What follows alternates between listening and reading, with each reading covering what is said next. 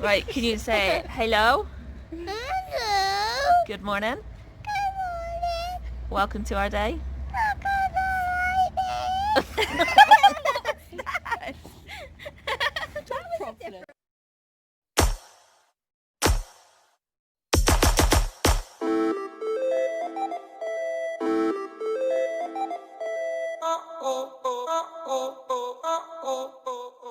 Hi guys, so it's time for another Letters from Afar.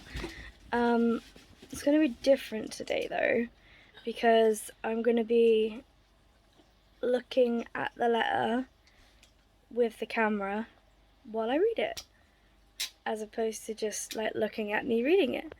So yeah, I should get on and show you the stamps. Whoop. Here they are.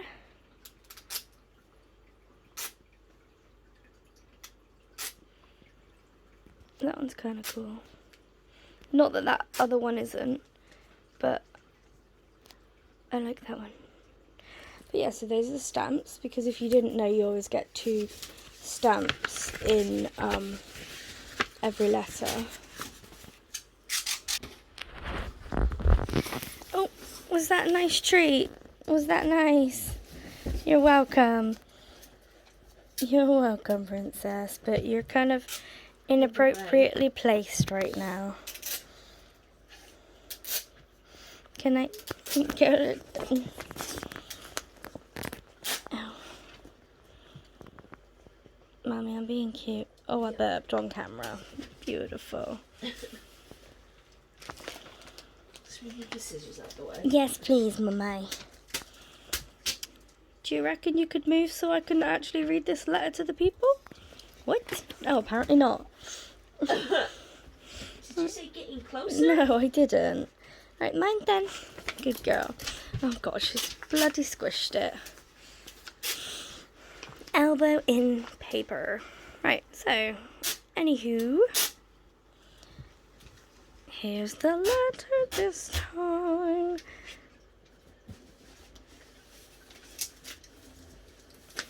For those of you who don't know, this lady travels around the world and sends like a pen pal type letter to you, and all of the artwork is done by her herself. I'm hoping she's currently not travelling though. Well, yeah, I'm hoping not, but obviously I don't know. And I'm hoping that these are just some older. Yeah, well, letters. yeah, I don't know. Obviously they don't have dates on them, so Yeah. I don't know. But Oh, you know, she could just be sat in her bedroom making up stories and looking at art on the internet. And she's making a living out of this. she could. Because of the stamp on that letter and not coming from the place. It always comes from America. It does. We've been had. But I really like It's them. okay though, because it's beautiful. Yeah. And the stories are interesting. Yeah. So anyway, Venice, Italy. On this lovely, ciao, which is hello. Is that how you say it? I don't know. How would I you don't say know. it? I think it's ciao. Anyway. Kieo. Kieo. Kieo. Kieo. I'm pretty sure it's ciao, but if it's not, then To be fair, a lot of like Italian romantics are like, ciao, mamma. ciao, mamma. I'm sorry, but I've got to show them your face of embarrassment after saying ciao, mamma. All I can remember is the Lizzie McGuire movie, and he like tries to woo her by saying ciao, and it's just like, Okay. Yeah. Moving on. Anyway. you know you love it. Yep.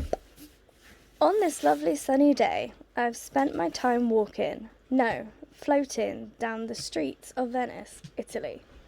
Oh my god, that was a big flop. You see, they aren't streets at all. They're canals. This city was built on water. I've travelled all the way to see a very exciting event called the Regatta Storica, a boat race. But more on that later. I want to tell you all about this marvellous city on the sea.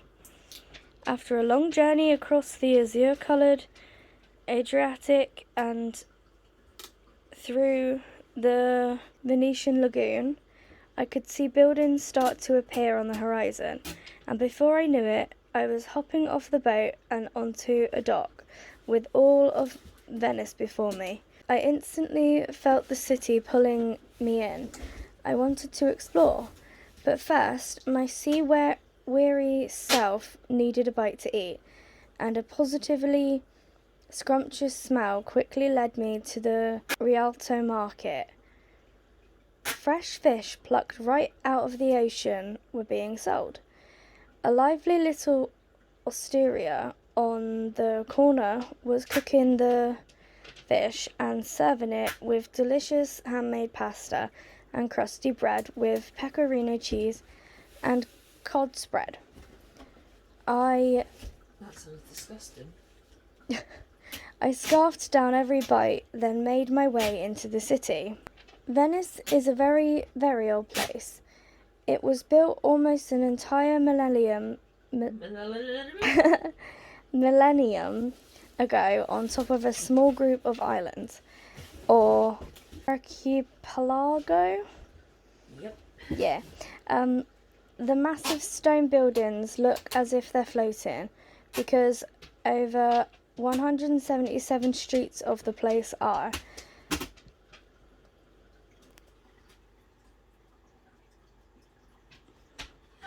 That was cute.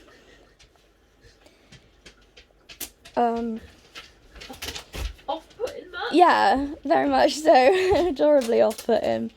The massive stone buildings look as if they're floating because over 177 streets of the place are, indeed, made of water. I came to a dead end where the lagoon splashed against the walls. Around the bend came a man dressed in a striped shirt steering a small wooden gondola. He was loudly singing a dramatic song and waved me over to take a ride. My new friend's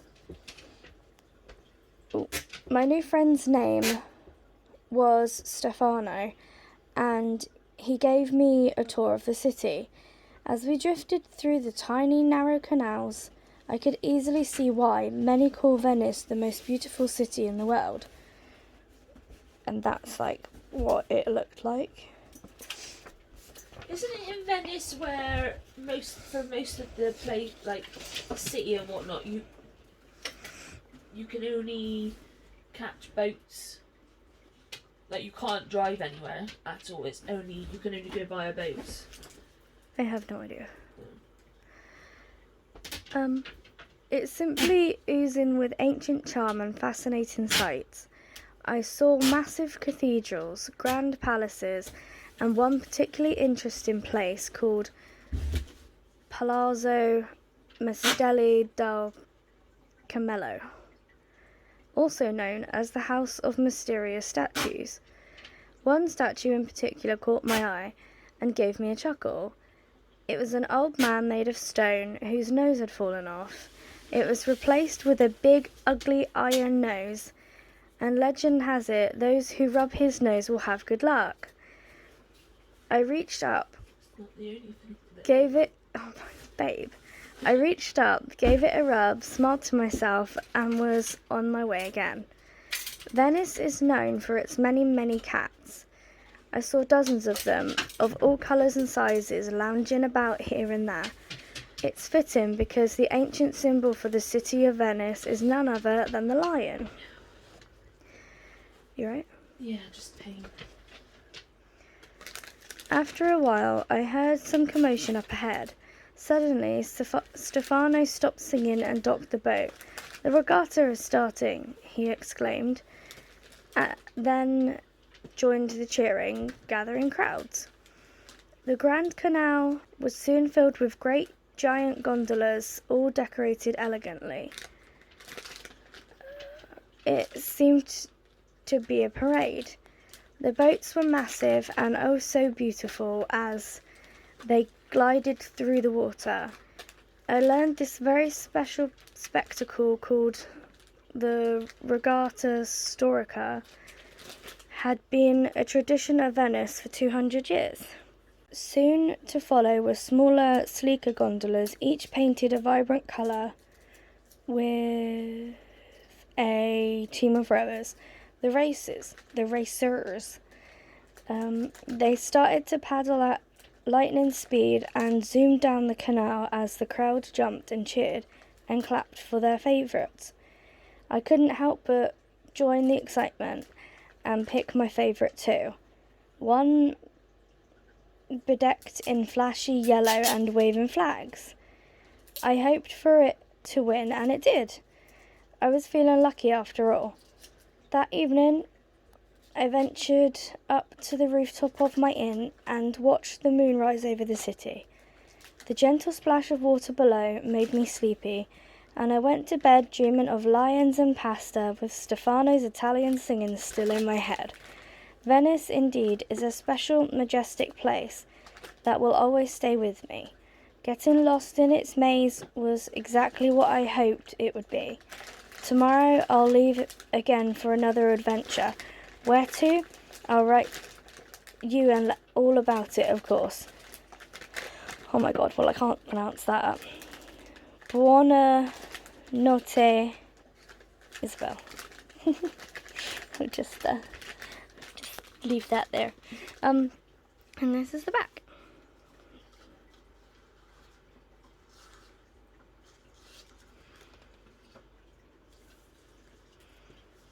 Beautiful.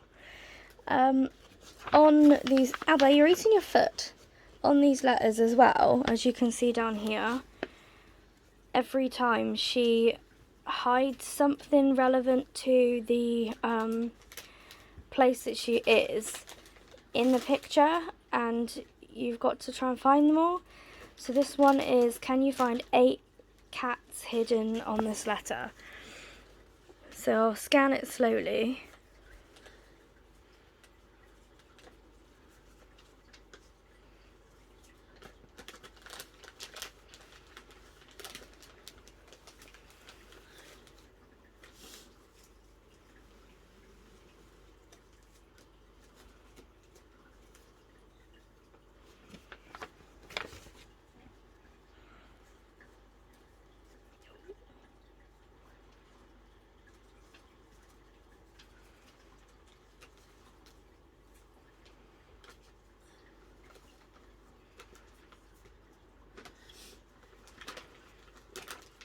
So there you go.